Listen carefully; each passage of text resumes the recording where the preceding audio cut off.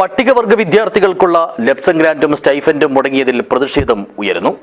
കേരള ആദിവാസി കോൺഗ്രസ് പ്രവർത്തകർ പരപ്പയിലെ tribal development ഓഫീസിനു മുമ്പിൽ ധർണാ സമരം നടത്തി. This news sponsored by BioPlus Madikkai ജൈവവളം.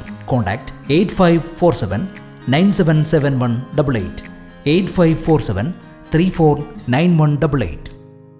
സ്കൂൾ തുറന്ന് 2 മാസം കഴിഞ്ഞിട്ടും സംസ്ഥാനത്തെ പട്ടികവർഗ വിദ്യാർത്ഥികളുടെ ലെപ്സം ഗ്രാന്റ്, സ്റ്റൈഫൻഡ് എന്നിവ ഇതുവരെയായും വിതരണം ചെയ്യാത്തതിലും പ്രൊഫഷണൽ കോളേജുകളിൽ MBBS, PDS, എഞ്ചിനീയറിംഗ്, നഴ്സിംഗ് പോലുള്ള കോഴ്സുകൾക്ക് പഠിക്കുന്ന കുട്ടികൾക്ക് 1.5 വർഷത്തെയും ഗ്രാന്റുകൾ വിതരണം ചെയ്യാത്തതിലും പ്രതിഷേധിച്ചാണ് കേരള ആദിവാസി കോൺഗ്രസ് കാസർഗോഡ് ജില്ലാ കമ്മിറ്റിയുടെ നേതൃത്വത്തിൽ പരപ്പയിലെ ട്രൈബൽ ഡെവലപ്മെന്റ് ഓഫീസിനു മുമ്പിൽ ധർണാ സമരം നടത്തിയത്.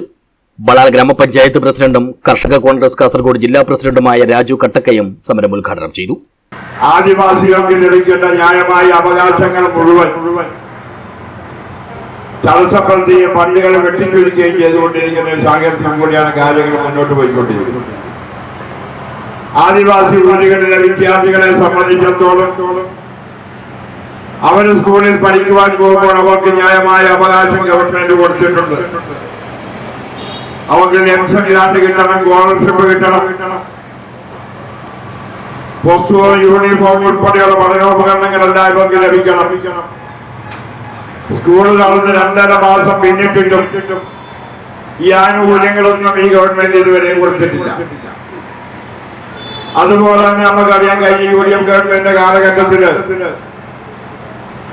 കുട്ടികളെ സ്കൂളിൽ അയക്കുന്നതിന് വേണ്ടി ഗോത്രസാരഥി പദ്ധതി ഇവിടെ നടപ്പിലാക്കി.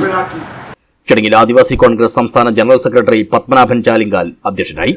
Kanhangad block Congress committee general secretary Sijo P Joseph, Alex Nediyakalayil, Balal panchayat vice president Radhamani, Monsi Joy, Krishnan Payyalam, Sukumaran Vithalam, Leela Adakam, Sundaran Orala, Narayanan Kuzhikkol, Janardhanan Chembena, Madhavan Chulli, Mohanan Korathikkallu, Omana Karuthalam, Prasanna Payalam, Prabhakaran Kallar, P Narayani, Mohanan Valoor തുടങ്ങിയവർ സംസാരിച്ചു.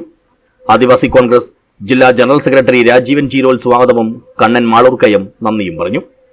News bureau, Vellarikundu.